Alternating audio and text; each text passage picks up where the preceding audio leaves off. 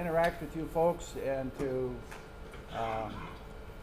share some new things we're doing and to remind you of some of the things that we should all be doing. And Chapman Mayo, the president of Agro-K, is going to do the introductions here and welcome. And so he's going to come forward now and thank him for his leadership with Agro-K and all he does for us. Thank you, Larry.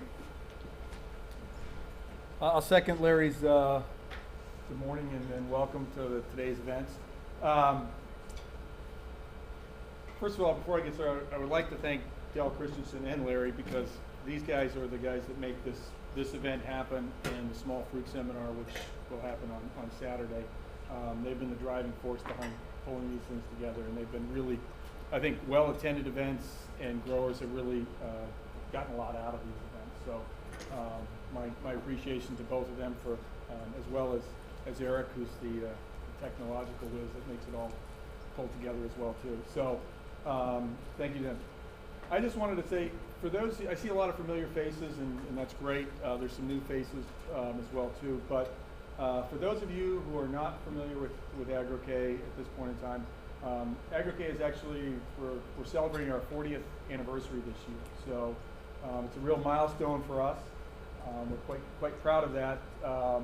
And Agro-K as a company was really the driving force behind it. Is my in-laws are the ones that were sort of the creative and knit guts behind pulling this thing together in cooperation with Larry Schaefer and his family 40 years ago. So there was a lot of collaboration that happened at that point in time, and Agro-K was formed. But as a company, we really have always sort of early on been a company that has striven to improve quality in terms of produce. That's been one of the driving missions, and so it's kind of interesting to fast forward 40 years to see today, and what's really happening in not just the apple market, but in all industries of fruit growing and vegetable growing. The quality factors and what is important to marketing a good quality product has really changed, I think. And the fact that nutrition is becoming a real integral part of improving quality, as well as overlapping on crop protection, that sort of synergies. Agro-K is really kind of in a neat place from my perspective at this point in time in this industry. And so the types of these events today to help inform you all of what we're doing from a research standpoint in the trials, and the demos, all of these sorts of things that help to improve our ability to help you guys improve your crop is really quite fun and interesting. So today's event is have we done these? We haven't done this as many as the small fruit. Right. We started with small fruit. Apples were always included in that, but we got such a good group of people. We've done about 5, I think, small fruit seminars. And I think the apples are, as you all know, who grow apples, it's a very fun and challenging crop to grow, but it really, after a while, we decided it really did need its own full day to focus on as well too. So that's where this event comes in. And I know you're used to seeing, those of you who have attended these events in the past, are used to seeing Larry and Dell. But today, we're going to mix it up a bit and have a couple of other speakers. We have Ken Dart, who is our National Technical and Marketing Manager. And Ken's grew up, basically, he was sort of born and bred in the tree fruit industry in the Northwest, has worked in all facets of the tree fruit industry, from the growing to the processing, distribution, quality control, from the ag chem side, obviously now from the fertility side.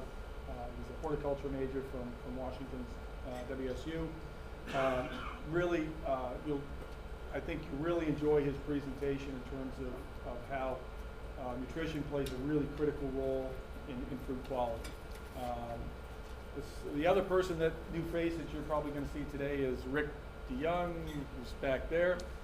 Rick is new to our, we need to welcome him, he came south of the border. Rick is new to Agro-K as of last summer. Rick comes from the Okanagan Valley area of British Columbia. They've got a nice tree fruit and vineyard market up there as well too. And Rick has been in that industry for quite a long time and has worked with our products in that area as well too. So both of these guys are going to impart some knowledge that we think is important in terms of improving fruit quality and good orchard practices, and I think you'll find that information valuable.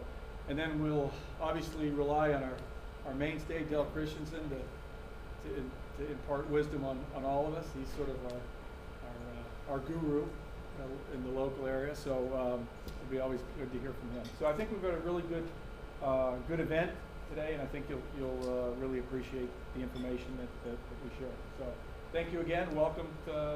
Appreciate you all making the time to come. We do appreciate it.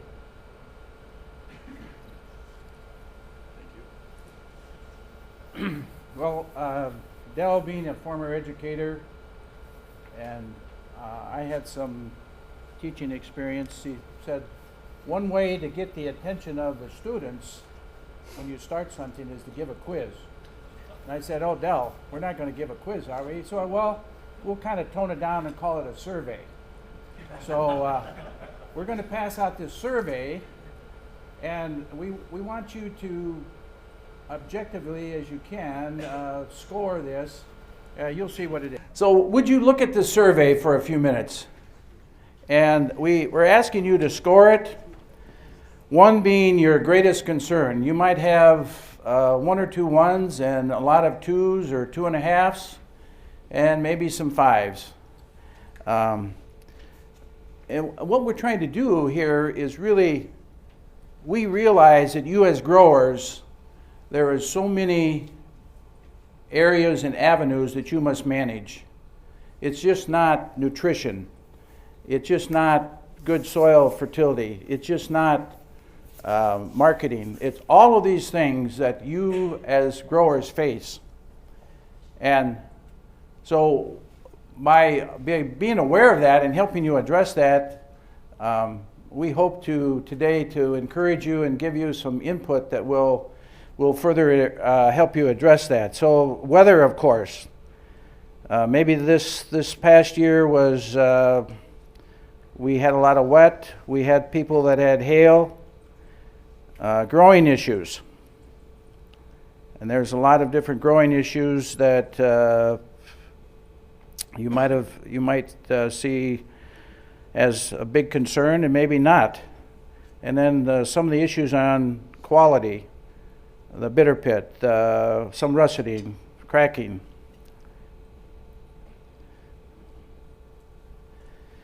I mean, under the other issue, write in what you're concerned about. This government regulation, we were over at the Great Lakes Fruit and Vegetable Show there, and I was talking to Mike, and Mike Tokarski comes out and says, well, now I know the definition of water, that they spent the whole one session talking about what is water, and how the grower would be aware of that. So there are some huge, and it's getting more and more of these government regulations. So anybody want to offer just a couple of things? We're not going to collect these, but we would like, what we're trying to do is, if you came to this seminar thinking everything is rosy and I don't have any problems, what we're trying to do is make you aware that there are a lot of issues that you must address and be aware of. And you do know that, I'm sure. It just sometimes you don't put them all down on paper and think about them. But what we're trying to do is get you to focus in today on areas that we will definitely help you address in terms of nutrition and quality. And so what would be the number one issue that you faced this past year in all of these categories? And was it a quality concern? Was that one that keeps coming up? Are you asking? I'm asking, yes. Our Sweet Tango, we had quite a bit of russeting. Sweet Tango had quite a bit of russeting, okay? And a lot of wet weather? No, it was kind of a nice year. Nice year, but you still had russeting. Okay, well, Ken is going to address some of those issues, so definitely that will be one to make it a priority as to where is that rushing come. Well, I don't know about everybody else, but this year I had trouble with quality pack out in Honeycrisp. Quality pack out. Yeah, it was. Bitter pit or internal browning or? You know, it was like a lot of things and some niggly little things that I haven't seen before. Really? But the pack out was disappointing. Disappointing. Okay. Thank you. Anybody else? Just to add, I mean, the storage quality on the Honeycrisp didn't seem to be there. Okay. Yes. Yeah, I would agree. I think hail. Hail. Can't do much about hail, but what's my biggest concern? Well, is there some people that are doing hail netting now? Is that coming? Yeah. You're doing hail netting? You are. Mm-hmm. For how many acres?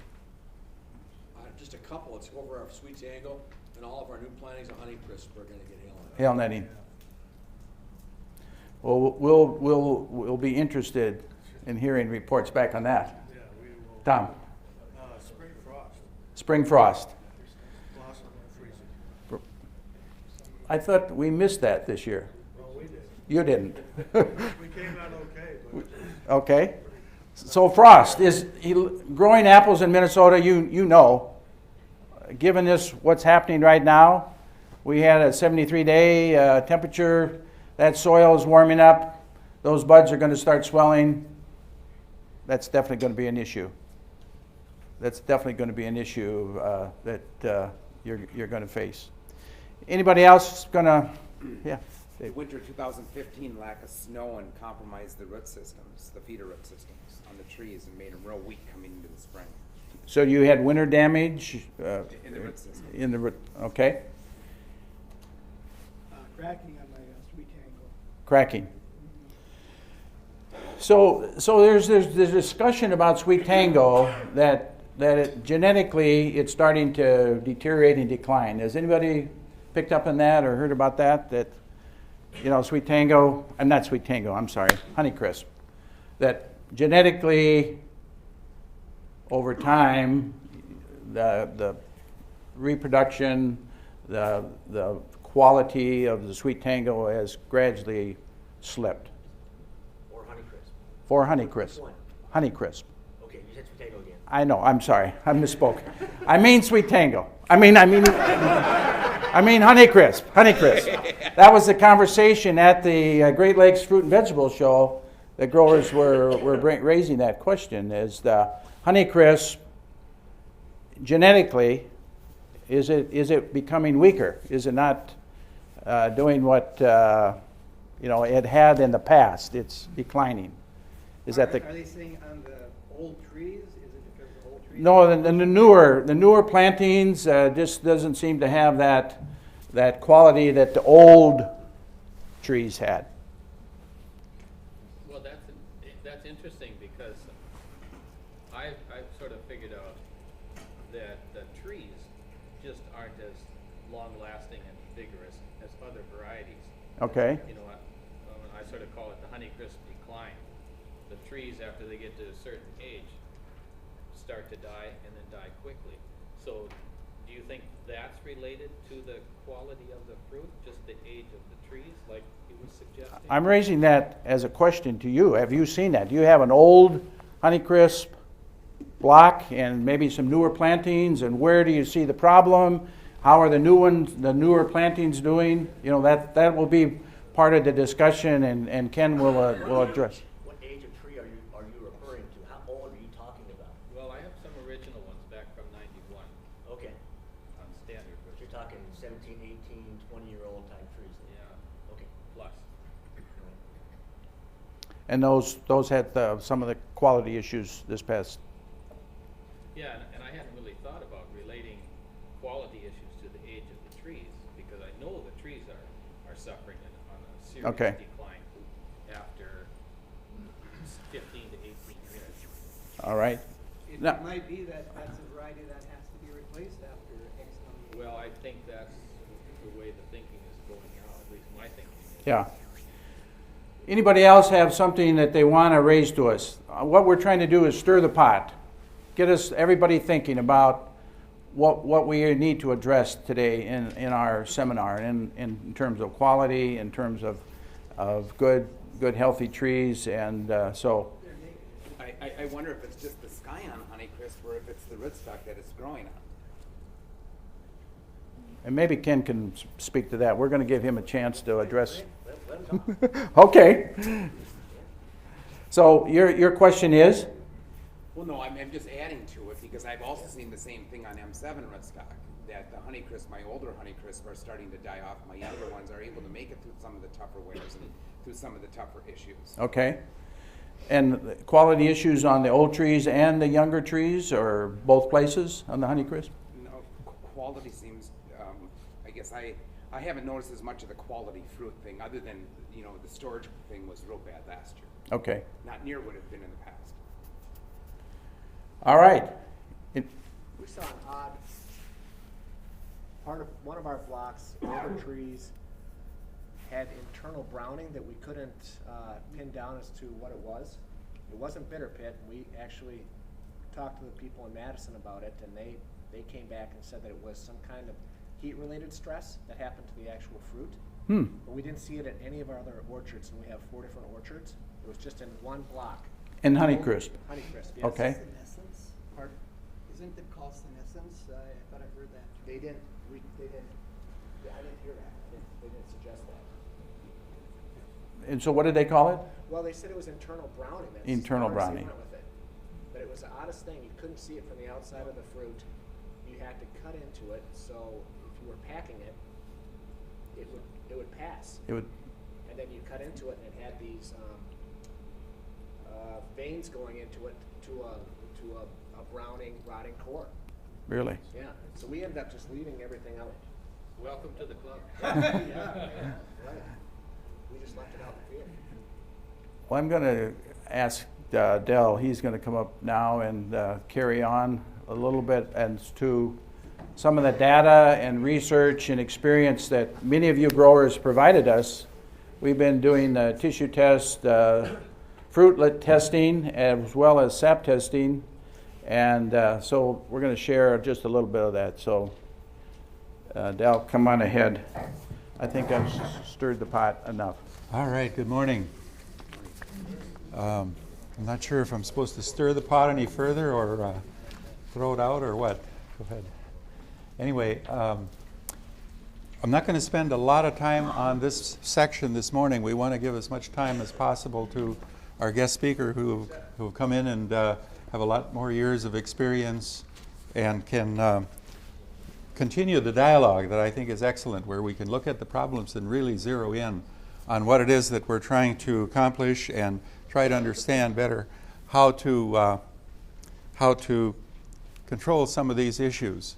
We're always looking for quality. Quality is number one. One of the things that we don't have a really good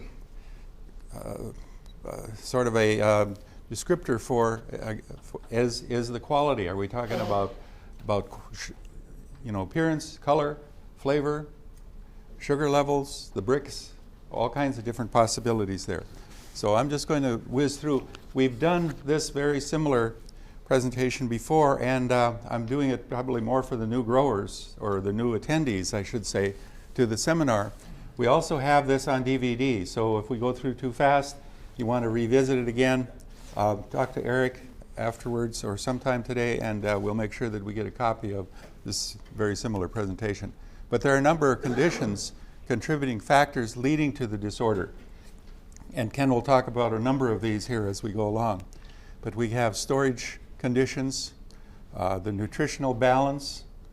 The storage conditions are, Honeycrisp is a little tricky on how do we prepare it for storage. The nutritional balance is, of course, a key area. Aggressive pruning affects all of those kind of factors, the nutritional balance and how the tree is growing. Pollination and seed number is actually another nutritional component, as well as the pollination part.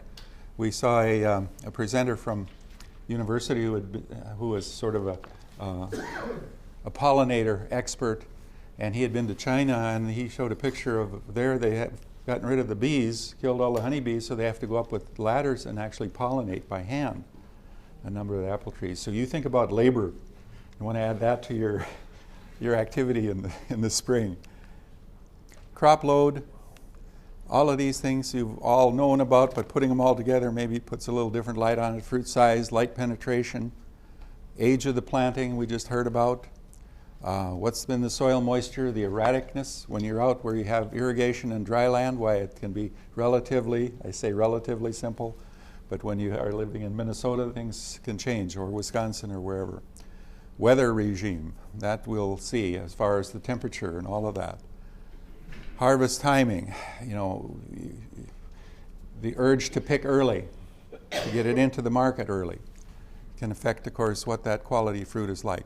So we have some nutritional causes. We're kind of repeating ourselves. Fruit with low calcium, high potassium, and high magnesium have a higher incidence of the bitter pit and the cork spot and senescent breakdown. And, I'd be interested to really figure out what all of those, which one of those or how many of those were involved. Low temperature breakdown and decay. And I expect Ken will be talking about either all of these or many of them. Low phosphorus have a higher incidence of senescent breakdown at low temperature and low temperature breakdown. So we have combinations. None of these issues are experienced in isolation. There's always probably many contributing factors to each one of these. And the better we are able to manage each element, the better off we are going to be in terms of the overall quality. Just a quick review, and we'll be hearing a little bit more about this afternoon, but this chart really describes how do the nutrients move in the plant. And many of them, like phosphorus, magnesium, potassium, and nitrogen, move up the plant as the tree or plant needs them. And so if the plant is running short on nitrogen or magnesium or potassium, it'll rob from the old leaves to the new leaves. So we're doing a sap testing program where we sample both the old leaves and the new leaves in order to get an idea of how is that tree being fed. How are we seeing the nutrients that are necessary? Some of these are very stable or lesser mobile, let's say, medium immobile nutrients. Sulfur, iron, manganese, zinc, copper, and molybdenum. They will move somewhat and slowly, but they aren't as quick a movers as the four main ones, we could say the macronutrients. Then we get up to an issue with our bitter pit and a lot of the apple quality issues, which is calcium and boron. And those do not move. Once they are in the plant, in the leaf, they pretty much stay there. I mean, there's maybe a slight amount, and that's where you see the deficiency. If you're looking at a plant in deficiency, if it's showing up in the very tip of the plant, you will consider that to be a calcium and boron. This is an indication. When you see the newer growth, evidence of some deficiency, iron, could be copper, those kinds of things are further up the plant, but not up at the tip like the calcium and boron. So that's a really quick, we could spend an hour and discuss all of this, but just to kind of give you that feel. Some of you have all heard this before, but for the new ones, we're just going to touch on that. And so there are a number of factors that determine that mineral level, the pH of the soil and balance, fertilizer release, organic versus mineral. All of these things affect how that plant sees the soil, sees the nutrient supply, and the movement of applied versus plant available. Are we actually getting active or effective use of the nutrients that are being put on? Or does it take a while for them to break down? Like, for example, sulfur. If we put on elemental sulfur, it's going to take some time before the biology works to make that really available. So we often use a sulfate form for that. And so the soil structure, and soil structure can be affected by the chemistry as well as biology, and of course what the mineral levels are. If you've got high magnesium soil, you're likely to have a tighter situation, and if you work it wet, it's going to give you some headaches. Okay, what determines the mineral uptake in plants? So we want good, strong roots. What kind of biology do we have in the soil? Good soil moisture level. A lot of the nutrients, if we don't have moisture coming in through the root tips, we don't get good calcium and boron uptake. They come in together, they work together. So many different conditions, soil, cold soil. The discussion about, I didn't hear the idea about when is the bud break going to happen this spring? And I know there's some questions about that in the audience. And the research talks about the soil temperature probably is a bigger indicator of that bud break process than the air temperature. And so when we have late springs with, a lot of snow in the spring, it may not break as quickly, and I hope we'll have a discussion about that, and maybe the experts can enlighten us on that as well. Climate, temperature, and light and moisture. So all of these things are just sort of a cataloging of that. And we started doing fruit analysis back around 2009, I believe, was when we first did in our area, and I know Ken's been involved with that for many years. And he developed they developed the chart as far as how to determine what the quality of the fruit is relative to potential storage conditions or potential for storage of the apple. And I took two from two different blocks. They were stored for over a year in my refrigerator. And this one obviously has some issues, but these were in the same area and they came through very well. So then when we looked at the chart, the speedometers, to see which are the components that determine, we saw that the better quality fruit had a better speedometer rating for the calcium, magnesium plus potassium over calcium is what we use as one of the indicators. But Ken is going to talk about a whole range of other issues that relate to why does the Honeycrisp give us the fits that it does. So again, this is really quick, and this one is just an example of a report that showed up at about 42.43 in that ratio, and you can see by the speedometer we're in the red zone. That apple is not likely going to store very well. And you can see then what are the contributing factors, and that's kind of how we go. What's the calcium level? What is the nitrogen level and the potassium? Because potassium and calcium are always competing with one another for uptake. Potassium goes into the tree very quickly and easily. Calcium not so good. Okay, this was a better test. So anyway, I can say I'm not going to spend a lot of time because I want to give Ken as much time as he needs. We go by the ratios. They say if you can't manage what you don't measure, and this is a good example of that. If we don't really know what's happening, the effect might come, but we don't really know what all the contributing elements were to that end product. And like nitrogen and calcium ratio are also very important. So it's not just a one element picture. Nitrogen to phosphorus. We need phosphorus. And it's a matter of what the right time is. I showed you the tree and how the nutrients move. When is the proper time for that particular nutrient, or when is the most important time for that particular nutrient to be available to that growing plant?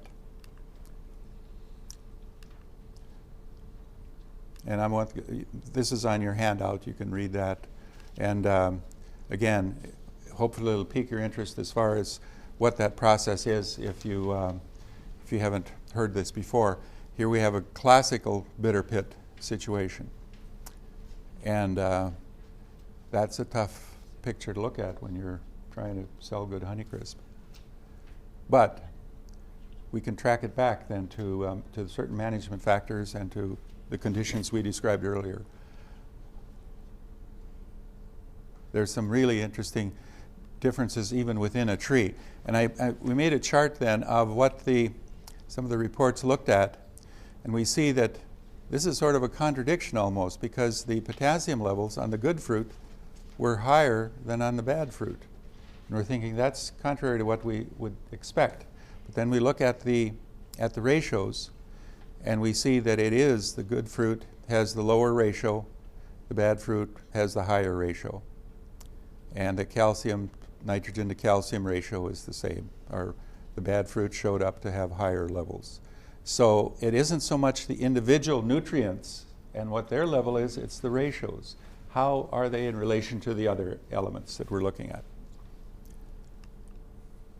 And this just shows, it's nutritional requirements of apples throughout the year, just shows that it changes for different elements through the year. Like magnesium and phosphorus looks to be pretty stable, but it's really important at that early stage in order to have the good quality of the apple. I don't know whether they looked at this relative to apple quality or not. It's kind of hard to get at the research that really goes in and zeroes in on this, but it does show that things do change through the year. So it's important with regard to when you do a plant analysis, when you do a test, when do you do it, and what is the standard for that time of the year? So if, like some places, the report comes back that's the same all the year long, according to the standard, but it doesn't really work that way in the real world, and so we got to know what that time of the year should look like. And I like to use look at a range of the nutrients. So I kind of know whether I'm right on the edge or are we in the middle. And again, a lot of our tests for leaf analysis show a single level. And that doesn't really give us the picture that we want and need in order to really manage that problem. But this is an interesting chart in terms of all of the plant samples. I think this was Spectrum Analytics, I forget the source, but it's a major testing laboratory, and they determined what percentage of the samples that they get in were short on these nutrients. Interestingly, 36% were short on potassium. And we'd say potassium is our problem. No, it isn't the problem. We got to have it, and we need it in the right amount. And in many cases, people are not putting enough on. Calcium, of course, 51% was below, was more than 33% below normal of all the samples that they got in. The magnesium, no, not magnesium, copper, 57% of the samples were short on copper. We're looking at fire blight, as well as some other issues with regard to copper. And the zinc, 40% of the samples were deficient or were 33% below normal. Now, recognizing that below normal basically generally means of the samples that they get in, they identify a normal or an average, whatever that means. So we're not 100% sure whether we're actually deficient or not, but we know that we're on the low edge, if nothing else. Another one, sort of a crop response to the micronutrients. And we see that apples are high to boron, copper, manganese, and zinc. High response to those nutrients. So when we're looking at our analysis, we'll want to make sure that those are in the right picture, and we'll probably get a pretty good return to our buck as far as application is concerned. Again, it's a timing. When we look at our fall condition of the trees going into the winter, do they have the right nutrient balance? We try to do a fall testing on the nutrition to see what is the level in that tree going into winter. And because it's the spur, that little spur that's coming out, those are the leaves, the spur leaves are what's feeding that growing point and the tiny fruit for quite a while. And then we see the borse leaves, which is the extension of leaves coming out of that spur. They take over the role. But the spur leaves, if they don't have the nutrition from the fall before, they aren't going to be able to give that initial growing fruit the nutrients that it needs. And then we move on, and here you see kind of an example of these are the developing fruit, and we have some borse leaves and the spur leaves that are right on the spur itself. And then we get to the next one, which is the entire canopy. And it's quite a while into the year before the canopy is really feeding that growing and developing fruit. And so you really want to make sure that you have the nutrients there from the get-go, because once that window is passed, you can't go back. You can't add on and recover what you've lost in not having the nutrients there in the first place. So we address the balance by looking at the nutrient options. Soil applied, it really starts with the soil. We need to have a good soil condition to begin with. We do a lot of foliar feeding, of course. That's a big issue with us. But we want to make sure that the soil is in the right balance and that the nutrients are there, because when you can combine a good soil condition, including biology, mineral nutrition, and the other management factors, that we will have a much better result from any foliar that we're putting on. So you can't really get the best results by putting a foliar nutrient on in a bad soil condition, is basically the bottom line. And then we have cultural practices, soil biology and organic matter. I'd say soil biology maybe is a key, because the organic matter is what it is, basically. We can build it somewhat, but I'm more interested in keeping that biology going. Proper irrigation, if you have that, and I've reviewed the soil analysis, I think, efficiently. Doing a plant analysis, we see that the copper and zinc are frequently low. This was on a new planting. Low and deficient in the fall of the year. So we need to go in and look at it. And one of the things that we try to look at when we take a test is that helps us to determine what else do we need to do to really analyze this, to figure out what has been going on, what's the problem. And just as sort of an interesting, Ken will talk about synergism. We use that a lot, synergism and antagonism. We know that calcium and potassium are antagonistic to one another. But we also see where calcium and boron are synergistic. If you put on calcium alone or with calcium nitrate, for example, the levels in the leaf, this happens to be in strawberry, are at a relatively modest level. When we can combine them with boron and with magnesium, they didn't separate magnesium out, so I don't know that factor, but we see it has a higher level. And this is an example of that growing point being short on calcium and boron. You can see the puckering of the leaves. And that's because the plant takes up calcium through the water stream, through the growing tip, or the root tips, I should say.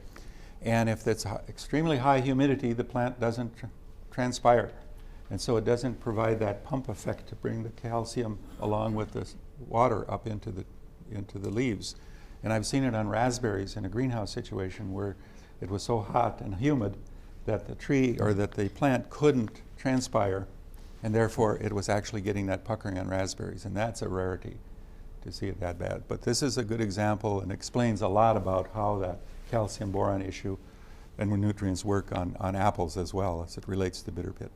And then organic matter, the importance of organic matter and how much water that can hold. And that starts kind of before we're planting, so it's a discussion we'll want to have as far as maybe cover crops and how do you manage that soil prior to even planting the crop. And that is a quick and dirty overview, but then we'll go on to Ken Dart. Good morning. My name is Ken Dart. I'm the National Technical and Marketing Manager for Agro-K.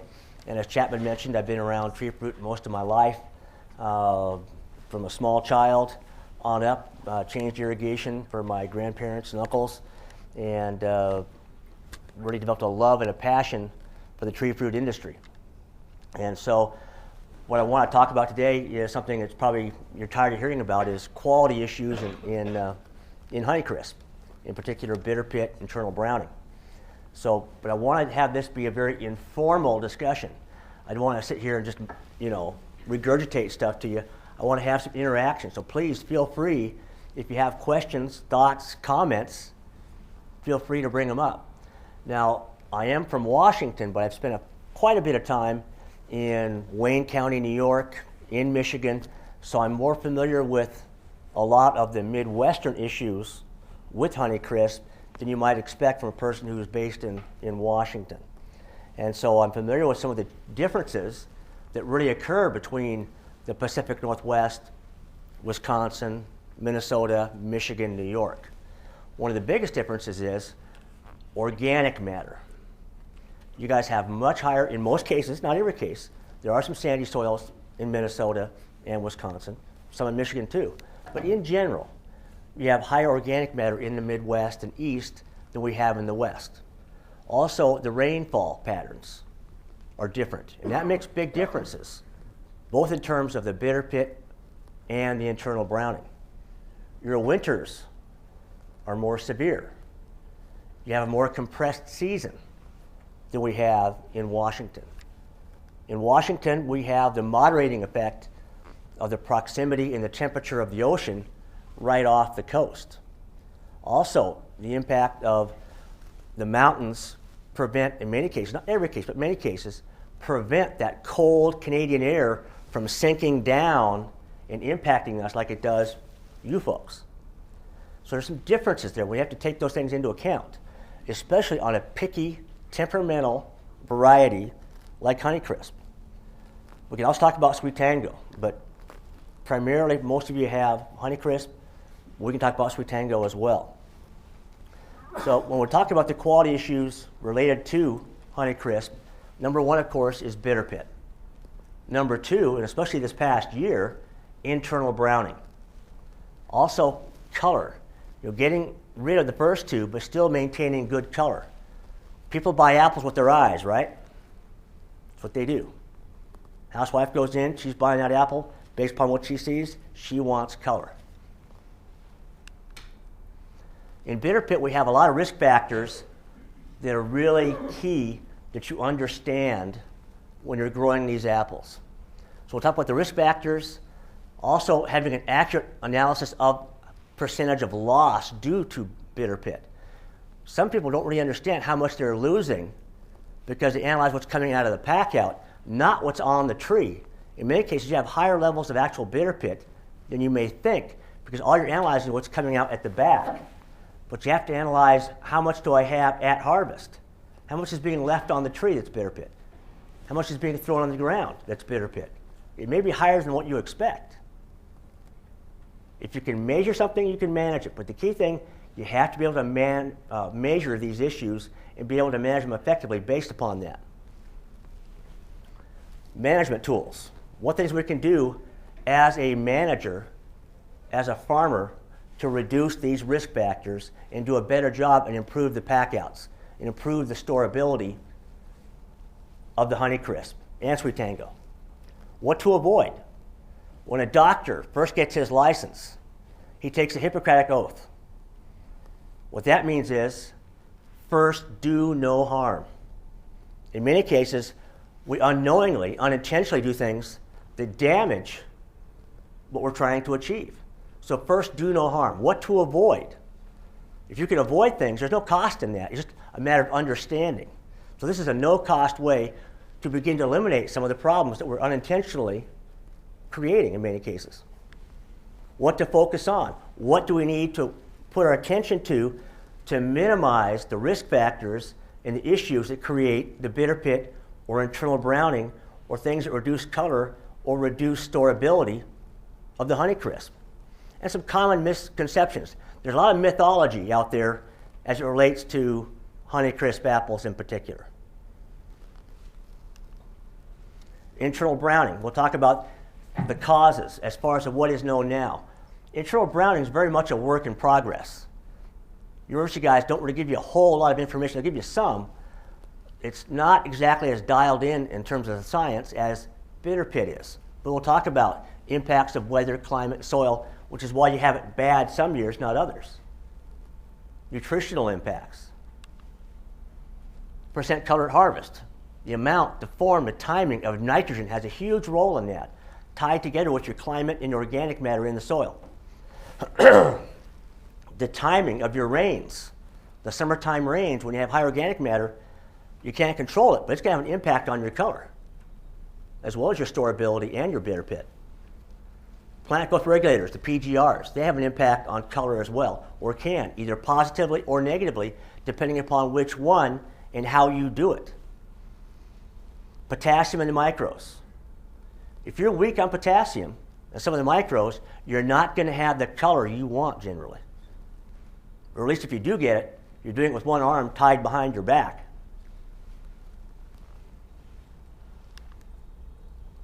When you talk about return bloom and set on Honeycrisp, this is a key deal.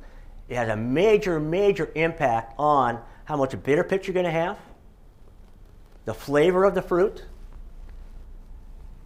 the overall quality. So we have to maintain good bearing and avoid alternate bearing and have good set. A good crop load is a key determinant how much bitter pit you're going to have. You guys all know that. The risk factors, number one, crop load. Fruit size, bigger fruit, higher risk. That's why a low fruit load is a big problem. Excess tree vigor. your N applications. Higher organic matter, especially combined with summertime rains, where that nitrogen bleeds off and mineralizes off that organic matter. When the soils are warm, you have a warm rain, up comes nitrogen. There's a good equation too. Stress equals bitter pit. If you stress that tree on a Honeycrisp, you're going to have more bitter pit. Avoid stress during the growing season. The N to CA ratio. Dale did a very good job talking about the ratios. It isn't just a single element, it's the ratio. And when it comes to specifically the Honeycrisp, this is the one that matters the most. Other varieties, the K plus Mg over Ca, very important. And it's still important in Honeycrisp, but the number one ratio in Honeycrisp on bitter pit is N to Ca. That's the one you want to watch. But don't forget the K plus Mg.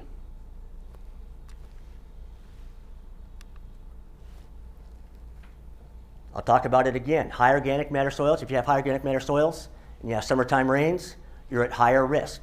And if you're using the wrong nitrogen fertility, you're making it worse. Summer pruning, am I stressing that tree?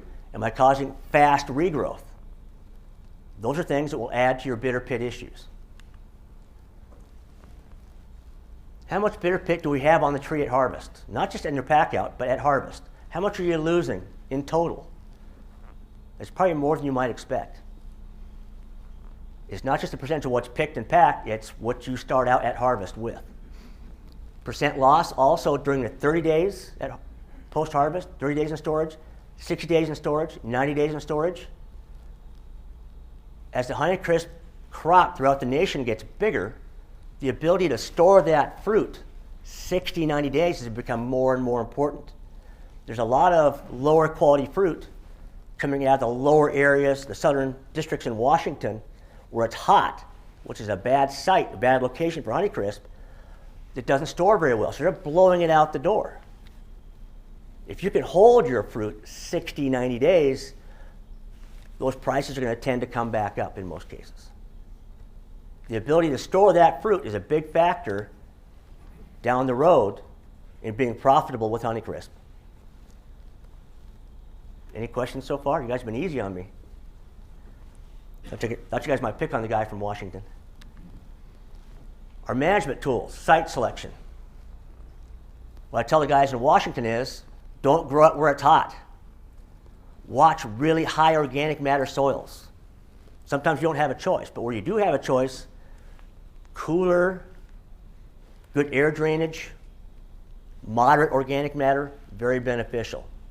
Crop load management, avoiding alternate bearing, setting a good crop every year. Rootstock, Dale touched on this too. You know, a 26 that's too vigorous is a problem. You have too much vigor, you're going to have poor Honeycrisp. Careful nutrition, well thought out, well designed, well planned nutrition program, starting in the soil but combining with the foliar to balance things out. Get the right ratios in that fruit. Pre-harvest fruit analysis. Analyze the fruit. We don't store and sell leaves. We store and sell fruit. So pre-harvest fruit analysis, a very good tool to give you a report card on how you did and a roadmap for the following year. And an accurate analysis at harvest and through storage of what your actual losses due to bitter pit are. What do I minimize? Again, we go back to some of the same principles. Avoid alternate bearing, avoid a low crop load. Your banker hates it too, because if you don't have a good fruit load, your economics that year aren't going to be very good either. But it also ties to your bitter pit. Foliar potassium during cell division. This is one of the ones Bill mentioned, antagonism. Foliar potassium during cell division antagonizes calcium. So things like petal fall 3-18-18, triple 20, potassium phosphite, don't do it. It strongly, strongly antagonizes calcium. That's one of your starting points for bitter pit. A lot of guys go at petal fall triple 20 thinking, well, I get the complete analysis there. I got my N, my P, my K, it's balanced. Problem, that isn't how the tree works. It isn't how the fruit works. I don't care what variety it is, but especially Honeycrisp, Having a triple 20 with that much potassium in there during cell division of the fruit will antagonize the calcium and lead you to more bitter pit. Like Del mentioned, potassium goes into the tree, into the fruit very fast. It will always win the race versus calcium to get into that cell wall. We need to have the calcium in that cell wall. When you have calcium in the cell wall, it's like putting Kevlar in a vest. It's firmer, it's stronger, stores better, and you have less bitter pit. But potassium is way more mobile, and you put on triple 20, 31818, potassium phosphite during the cell division, you're going to antagonize the calcium. Cell division starts the minute you have set. So as soon as you have bloom, you're going to have set. And basically, the period from petal fall out for about 30 days, you want to minimize foliar potassium. Soil potassium is different. Soil potassium is pulled up based upon demand, and demand for potassium doesn't take place till later in the season. But foliar potassium, you're ramming it down its throat right at the wrong time. So if you want to use an NPK type product during cell division, you want to use what the plant needs at that time, which is phosphate and a little bit of nitrogen, something like a 9-24-3. What you want is at least a 4-to-1, preferably more than that, 4-to-1 P to K ratio in that foliar NPK product. So instead of a 318-18, 9-24-3. High P, low K. You want the P there, the phosphate there, to drive cell division, drive leaf size, early leaf development, but you don't want the potassium. What is potassium used for? Potassium is used in that tree for cell bulking, not cell division. It's used for color formation. It's used for sugar formation, sugar transport, winter hardiness. Do any of those things take place during cell division? Nobody's volunteering. No. Your demand for potassium does not take place until you have heat in the summertime for stomate function, color formation, sugar transport, heat stress. That's when I want potassium, not during cell division, especially in a foliar applied form. I can't emphasize that enough. The timing, yes, sir. Tim, is there any Paul. value in delaying soil applied potassium until after fruit set? Not really, as long as you're not overshooting the rate a huge amount. No, there really is no advantage to waiting, because what happens is on soil potassium, the potassium isn't pulled until you have demand, which is basically stomate function in the summertime for the gas exchange, heat stress, drought stress. Bulking of the cells in the fruit requires potassium, color formation, sugar transport. So it'll be pulled after cell division is over. There's a natural regulating force there that leads you to be able to use the potassium in the soil and not cause a problem unless you go way over rate. Because the plant's not going to pull it till it needs it. Doesn't need it till later. It's fine. Good question. So foliar potassium during cell division. Now, the other one I talked about was the N to Ca ratio, especially in Honeycrisp. This is the big one. Excess nitrogen, excess tree vigor, problem. When you have more vigor in the tree, you have more growth. What causes growth? Cell division. When I have a lot of cell division going on, it's forming cells. When I'm forming cells, I'm forming cell walls. What are cell walls composed of? Calcium. I'm creating whole new demand points, new sinks for the calcium beyond the fruit. If I have a lot of tree vigor, I'm competing with the fruit for calcium. If I have excess nitrogen promoting more vigor, what am I doing? Creating a problem. If I have that plus high organic matter in the soil, I got problems. When I want nitrogen, I want it. I only want it during cell division of the fruit and early leaf development. Then I want it tapering off. Late nitrogen is a bad thing for bitter pit, bad for color, bad for storage.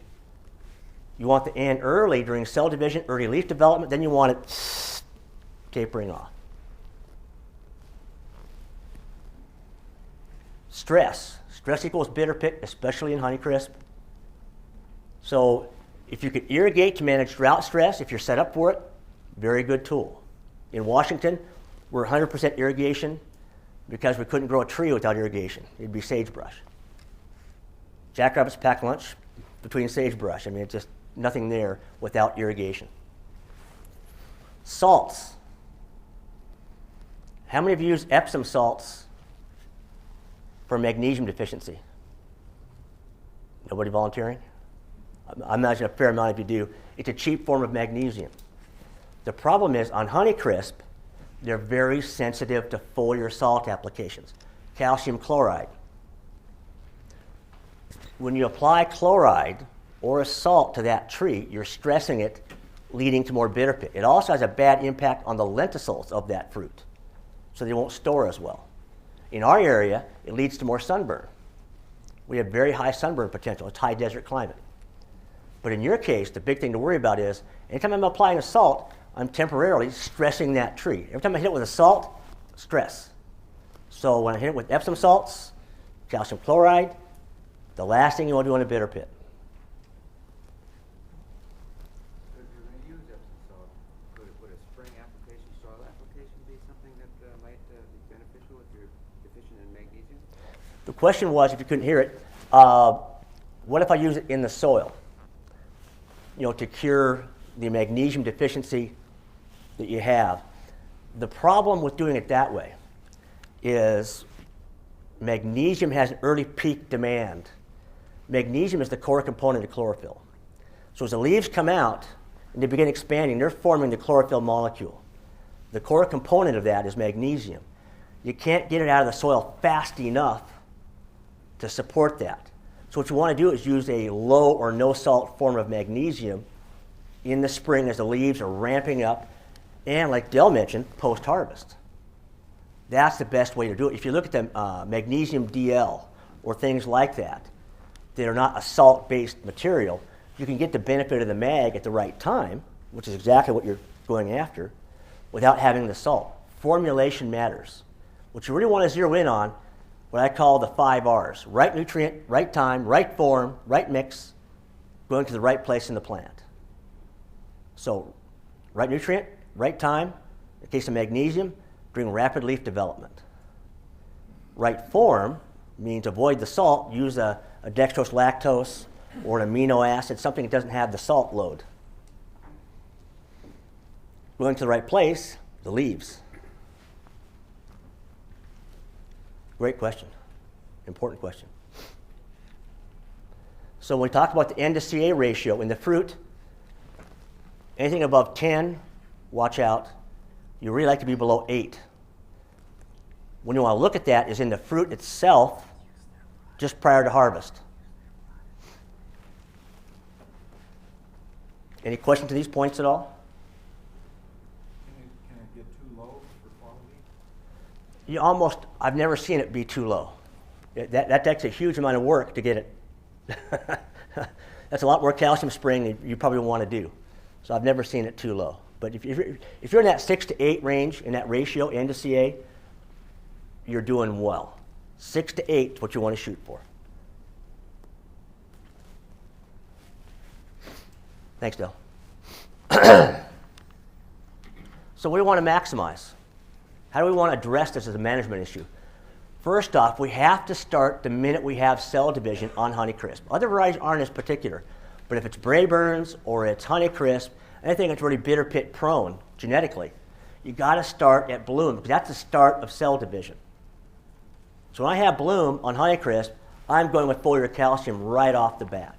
You cannot wait till petal fall. You cannot wait to first cover. Making a big mistake if you do. Use the right form. You need a form that will go in the fruit, in the tissues quickly, thoroughly, and completely. And so the dextrose lactose form, the calcium phosphite form, amino acids. What you don't want is unreacted carbonates or oxides because they don't go in there like paint. If it doesn't go in, it doesn't work. It's just paint.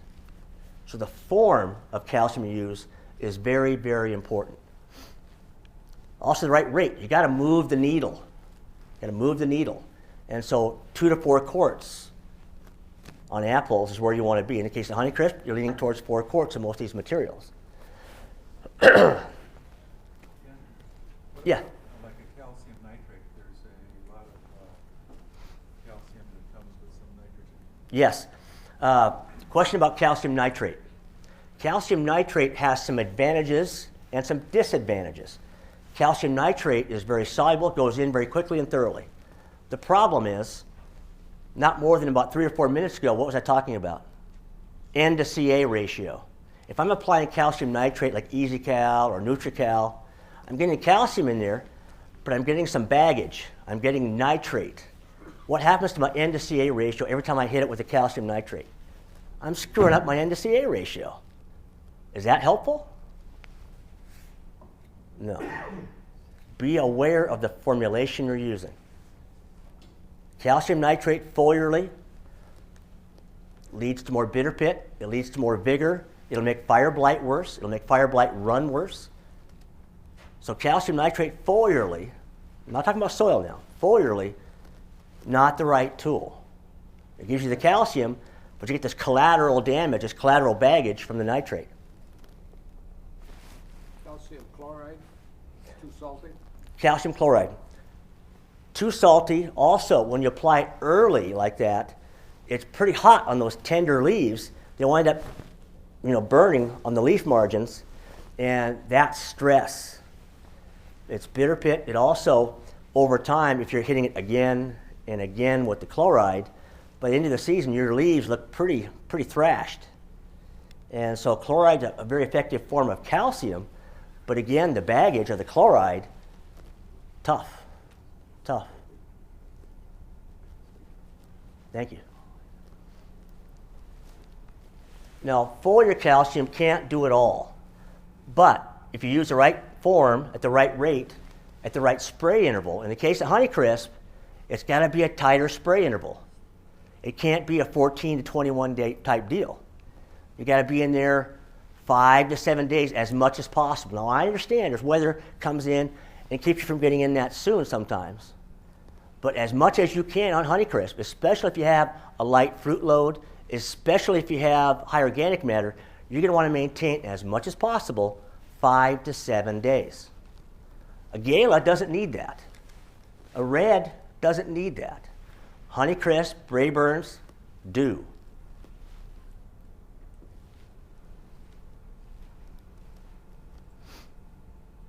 Now, calcium via the soil does not go to the fruit. A lot of people think in Washington we have calcareous soils, high pH calcareous soils, great calcium availability coming out of the soil. Our leaf analysis will show great levels of calcium. Doesn't mean jack. Doesn't mean nothing. It's a false indicator because when calcium comes out of the soil, it only comes up via mass flow, transpiration with the water. Where does that go? Leaves. 90+% of it goes to the leaves, not to the fruit. You cannot rely on the soil to get you where you want to go from a bitter pit on any variety just via the soil. That's not to say it's not important. It's very important. If you supply the tree's needs as much as possible via the soil, it's great. It's less competitive with the fruit. But to impact the fruit, it has to be a foliar applied calcium in the right form, starting at bloom and running through the year. It's one of these deals. You got to work it from the soil up, foliar down. Soil for the tree, foliar for the fruit. Soil, gypsum or lime, depending upon situation. Want to raise the pH? Lime. If you have mag deficiency, dolomitic lime. It has mag in it. If your pHs are good, gypsum is a great tool for calcium to supply that need. Use potassium at the right time, in the right form, in the right place. Do not ignore potassium. For years, most of us on Honeycrisp had a real paranoia about potassium, and rightfully so. But we've overdone it. What we find is we can use potassium foliarly if we put it on at the right time, in the right form, and we do a good job with calcium beforehand. So do a great job with calcium during cell division, maintain the calcium, And then we can put foliar potassium on during color formation, sugar transport, heat, drought stress. When we do that, we wind up with better color and less internal browning. What size of the apple would you use it potassium? Judge it by color. Color break. So when you start to see color, that's your visual cue. That's your indicator. Once you have color break, it's time to use potassium, but not any sooner than that. You can also use the calendar. I hate using calendars for any kind of spraying, but if you're 30 days past petal fall, that's the earliest you want to come in with foliar potassium. Could you comment on the effect of lime on soil pH as far as like a ratio? Would 100 pounds per acre of lime move your pH, half a point, a whole point? Is there a ratio that you can equate to that? I wouldn't be able to do that. I mean, that really depends upon more factors. It's not just a one-to-one type deal. I can't give you that ratio without looking at a complete soil test. A lot will depend upon organic matter, other things that are going on. You'd be better off going to somebody locally and have a soil test to go with it. Del, comments on that? The CEC of the soil makes a huge difference. So if you have a high clay soil, you're going to need a lot more calcium. Yep. That's why you want the soil test. So use the right potassium at the right time, in the right form, at the right place. Do not use potassium nitrate. Some guys use potassium nitrate because it's cheap and it greens up the tree. If I use potassium nitrate, what happens to my N to CA ratio? What happens to my color? Goes to crap. So don't do that. Apogee. Many of you guys use Apogee? Great tool. It helps reduce your pruning, helps reduce too much vigor, helps reduce fire blight run. Great plant growth regulator, good tool. For years it was thought you can't put calcium with it.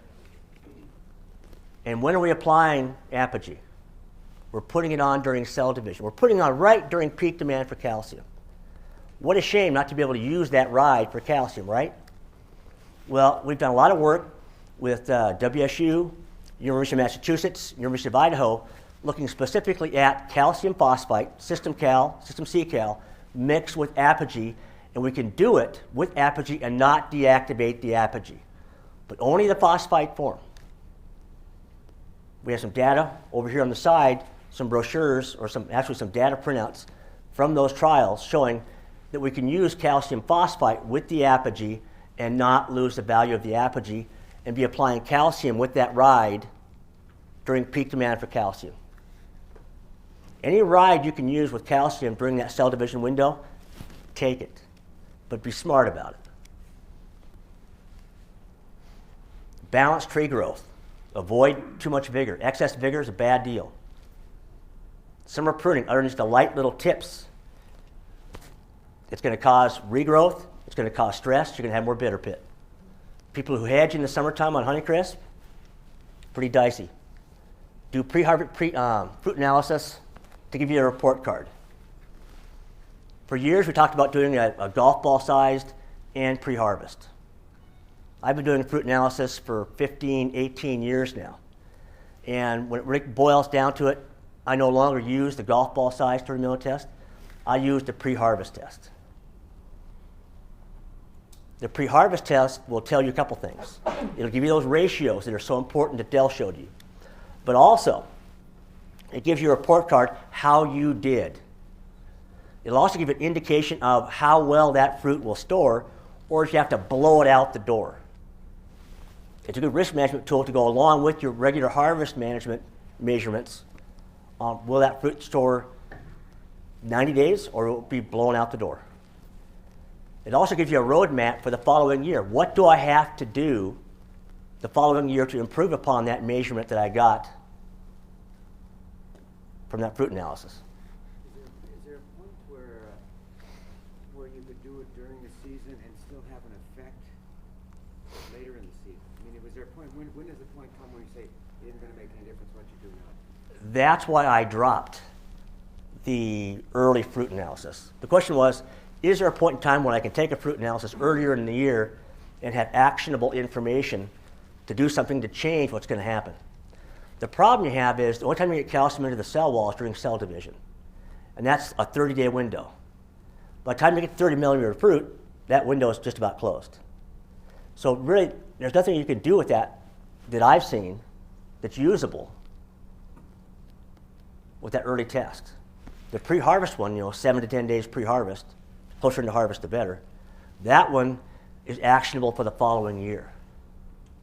That tells you, well, I didn't do a good enough job on calcium, or I had too much nitrogen, or I had potassium at the wrong time, or too much potassium. That's the one also that can tell you, well, this fruit's not going to store very well because my N to CA ratio is wrong, or my K plus Mg is wrong. I'm going to have more bitter pit showing up in storage. That's the one, if you're going to do a test, that's the one I would spend the money on. That's your money test, is the one pre-harvest, fruit analysis.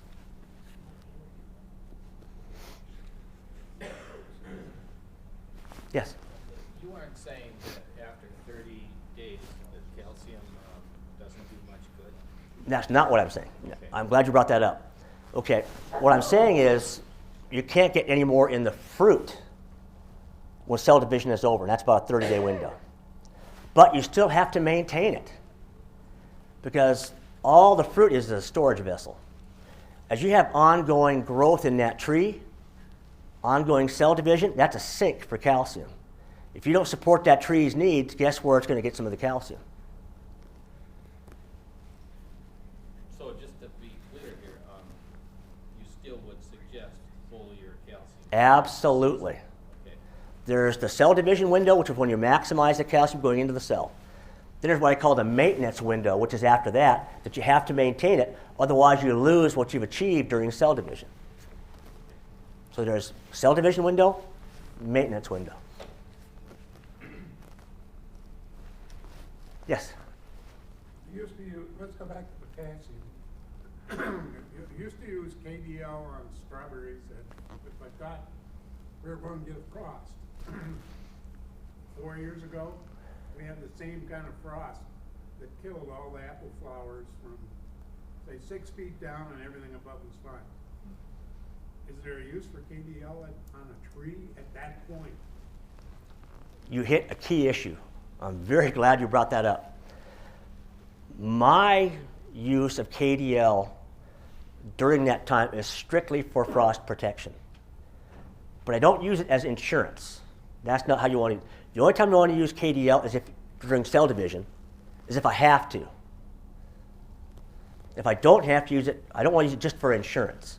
But if I have a high quality, high confidence forecast of a frost, I'll go in there ahead of that event with 4 quarts of either potassium finishing solution or KDL, and that can buy me 4 or 5 degrees of protection for 2.5 days. If it's a matter of saving the crop, I will do it. Otherwise, I will not do it because the impact on antagonizing calcium on apples is not worth doing it. But if I have a high quality forecast saying I'm going to have a frost event, I'll pull the trigger. Otherwise, I won't. If that 4 or 5 degrees will buy you enough temperature for a couple of days, that's where you're at.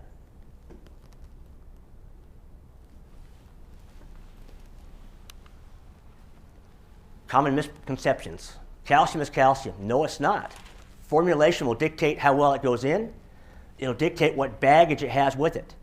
If it's calcium nitrate, foliar, I'm getting that nitrate screwing up my N to CA ratio. If it's chloride, I'm getting salt. I'm stressing that tree, thrashing my leaves.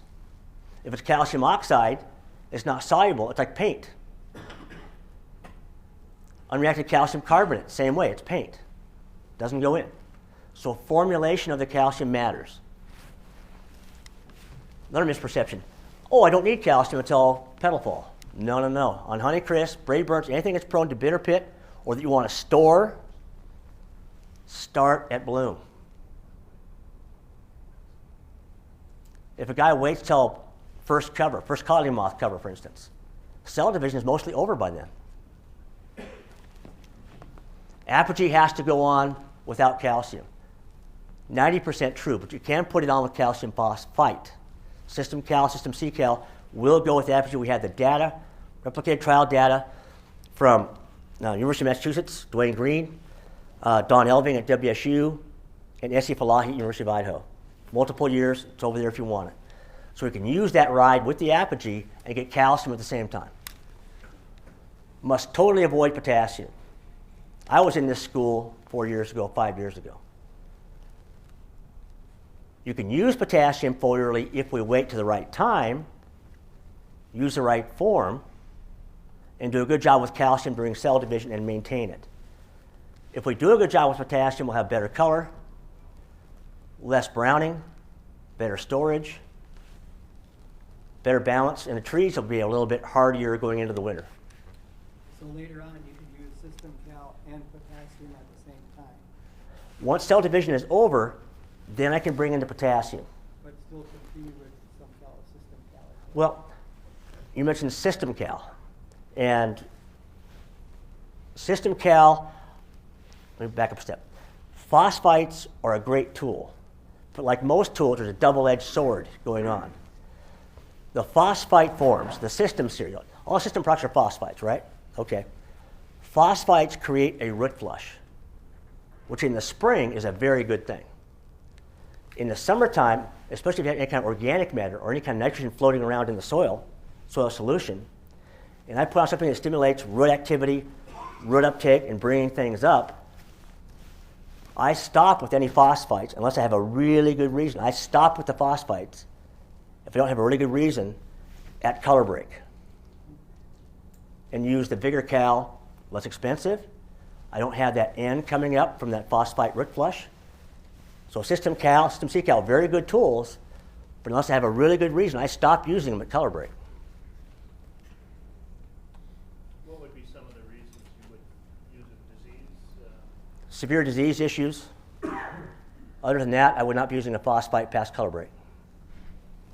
Any kind of phosphite, potassium phosphite, calcium phosphite, zinc phosphite, stop at color break.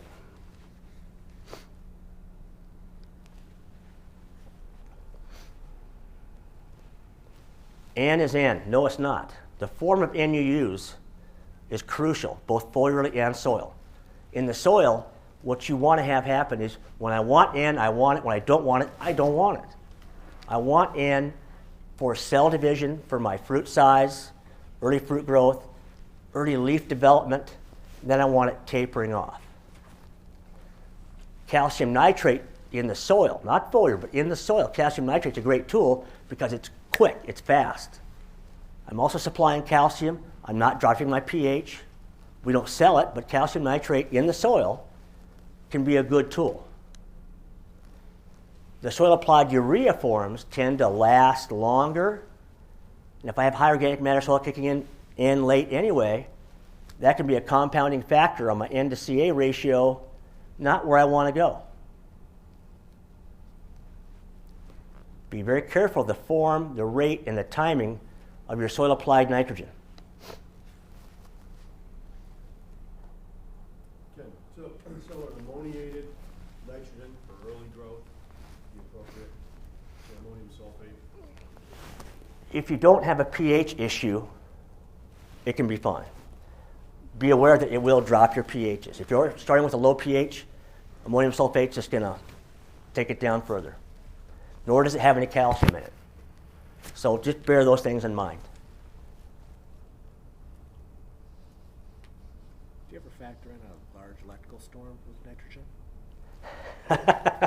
The question was, do you factor in large electrical storms with nitrogen? They release a lot of N, but it's not controllable. And it will impact depending upon the degree of it and what your starting point is. If you have a high organic matter situation and you have a summertime storm, it's rain in that warm soil, it's mineralizing the organic matter, plus you're getting the N from the electrical storm, watch your calcium very strongly. Tighten your intervals, hit the calcium hard to help compensate for that. Those storms tend to take place when? Summer. Which is when your soils are warm. And if you have inorganic matter in there, it wants to come out with that rain. It'll mineralize, release that N. Plus you have the N in the atmosphere from the electrical storm. it's a double whammy. Depends upon the severity and how widespread it is, but it's not a positive thing from a Honeycrisp standpoint. Other varieties, not really a big deal, but Honeycrisp, Brayburns, things that are prone to bitter pit in the first place, all it does is add more complication.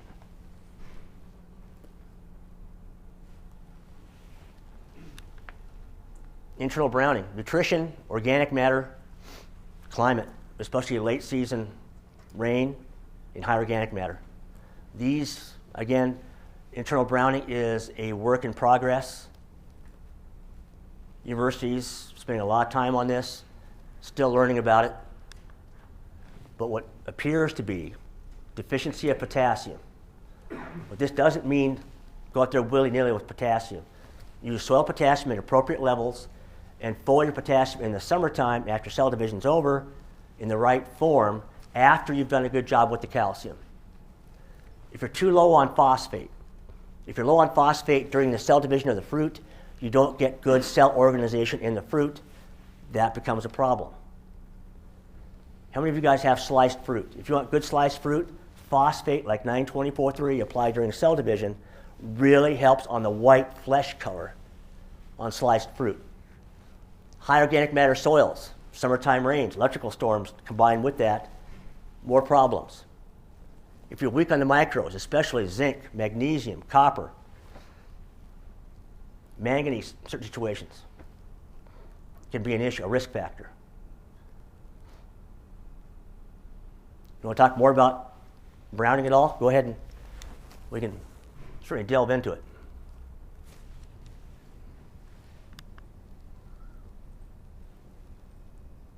Return bloom and bloom set. Honeycrisp, this is the deal.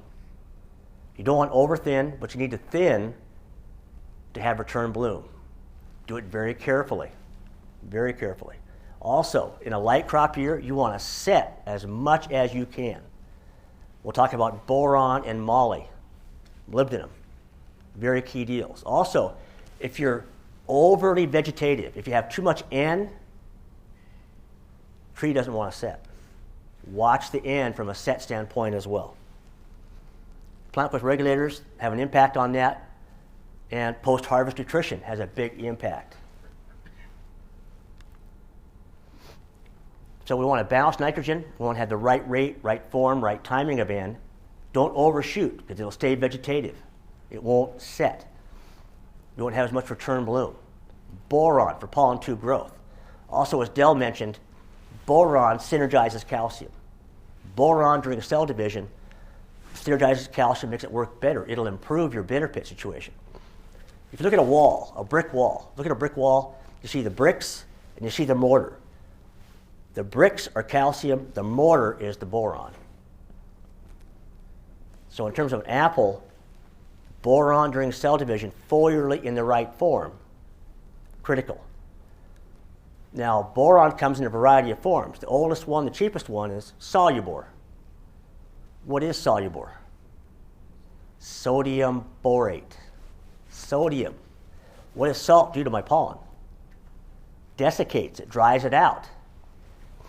Also, it's a salt. So don't use Solubor, use a boric acid form. The form of boron you use, very important. Molybdenum, moly. Moly encourages a tree to produce more pollen.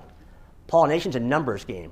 If I'm in danger of not having enough set, if I can encourage more pollen production, it's going to help me get more set. It also makes the blooms more receptive to the pollen for better set. It's one of the secret sauces a little bit. It's one of the things people don't know about that's very, very important for set. Molybdenum. Phosphate. The ADP, ATP, adenosine diphosphate, adenosine triphosphate, those are energy.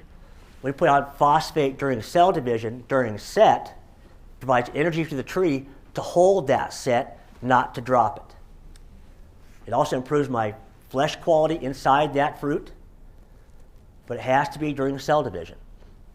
Seaweed products, naturally derived cytokinins, auxins, very, very beneficial for helping to reduce stress and improve set. Simspray 20X. We also have system C-Cal, which is calcium phosphate with the seaweed in it, the Simspray in it. Vigor Cal has sim spray in it. We have some very good tools for that. Careful thinning. Post-harvest nutrition, especially the P and the K, boron and moly, very helpful. Color at harvest, the rate, form, amount of nitrogen. If I have late N coming up in organic matter, or because I put too much N on in the wrong form, it's lasting too long into the year, it's going to have a negative impact on my color. Fighting a cold, excuse me. High organic matter, summertime rains, you can't control it, but what you can do is balance it with calcium. Phosphites, we talked about this a minute ago.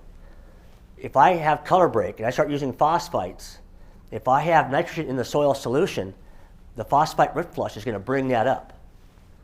In the spring, it's fine, but after color break, I don't want to use phosphites unless I have a really good reason. Plant growth regulators. Retain, if not used properly. Oh, go ahead. What's the difference between phosphate and phosphite? Very good question. Phosphate chemically is PO4, P2O5. Phosphites are PO3. They're cousins, but they do entirely different things. For 99% of the crops we grow, phosphites cannot be used as a phosphorus phosphate source. The exceptions are avocados and citrus, which you guys don't grow. So phosphites are not a good nutrient source for phosphate. Phosphate causes cell division and provides energy. So during cell division of the fruit, cell division of the leaves, energy early in the season, phosphate fits that. Phosphite is a systemic, by which I mean it goes through the xylem, which is the canopy, throughout the canopy, and then goes down the phloem to the roots, which is why, if you remember Alliette, it is a aluminum phosphate, was the very first one out 20 some odd years ago. You could apply that for root rot. For Phytophthora, apply it foliarly and get very good control of root rot in the soil. It goes up and down. Only phosphites as a nutrient class are phloem transportable. If I want to have zinc and manganese going down the phloem to the root zone, zinc manganese phosphite is the way to do it. Or if I just want zinc down there, system zinc. Roots have a high requirement for zinc. Zinc phosphite becomes a very good tool because it gets it there. Plus you have the phosphite helping you on disease. The root flush, which early on is good, not late, but early on it's good. So those are kind of the differences. Phosphate is not as systemic as a phosphite. It doesn't have disease capabilities, but it does have the food and the energy capability that phosphites don't.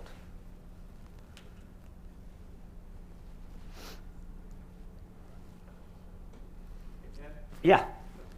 When you have few or no seeds in your fruit, is that phosphorus or phosphate that's missing?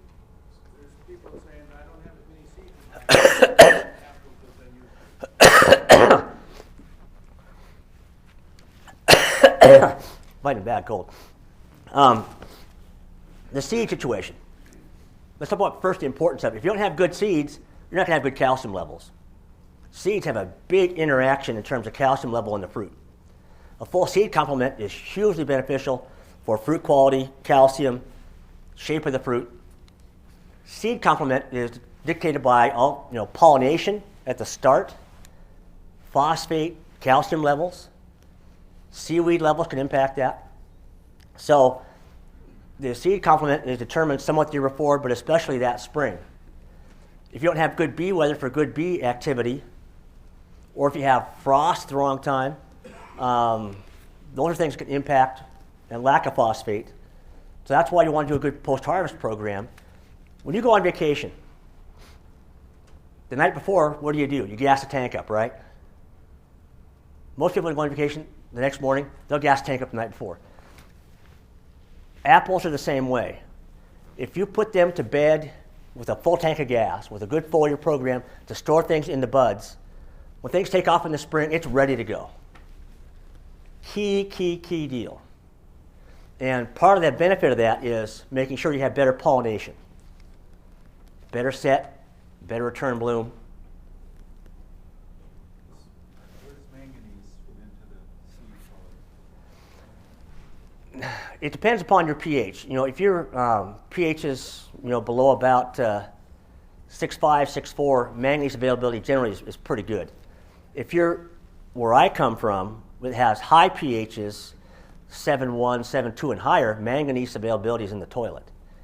And so manganese becomes very important because manganese, along with copper, zinc, plays key roles in some of the enzyme production, hormone production in the shoot tips and root tips that impact what's going to happen for pollination and for seed development. But again, you have to have it there early. And so manganese, zinc, magnesium, copper, we want those stored in those tissues ready to go for the following spring. So it almost sounds as if you advocate using zinc, copper, and some of those micronutrients in the fall of the year for your application, maybe after harvest. Yes, yes. The question was, am I advocating the use of zinc and copper and magnesium foliar after harvest? And the answer is definitely yes, as long as the leaves are in good condition. If the leaves are thrashed, you're not going to get much uptake. So the timing, while the leaves are in good condition, that's when you have to get it. Will they take it through their bark at that time? Bark uptake is not very good. Green tissues, the leaves and the buds themselves, that's what has the best uptake. So if you wait too long and the leaves are yellowed, thrashed, you're wasting it, really. Can you put it on when the window of crop is still there? Can you put it on when the crop is still there? With the right forms, to a certain degree, the answer is yes. But ideally, you do it right after harvest. But it's a qualified yes. Well, with Honeycrisp, you pick the last picking. The leaves are shot generally by then, so you have to kind of do it ahead of time, don't you? Or As much as you can. Yeah. Now, in the West, if we're timely, if we're doing the right things, we don't go much into a third or fourth pick. We do it in 2 picks generally, if we're doing it right. 2 picks and foliar. And at that stage, the leaves are still in good shape in the West. I've seen the same thing in New York and Michigan. We still have decent leaf condition. 3rd pick, you're on the edge. Is that? yeah. And at that stage, the leaves are still in good shape in the West. I've seen the same thing in New York and Michigan. We still have decent leaf condition. 3rd pick, you're on the edge. Is that? Yeah. But post-harvest, while leaves are in good condition, is the best. But there are certain select things we can do prior to that that can be beneficial, but we take that case by case. Thanks. So color at harvest, the rate form of N, summertime rains, phosphites mid to late season. Going to pull up the N, bad for color. Plant growth regulators, use of seaweeds late can delay color formation.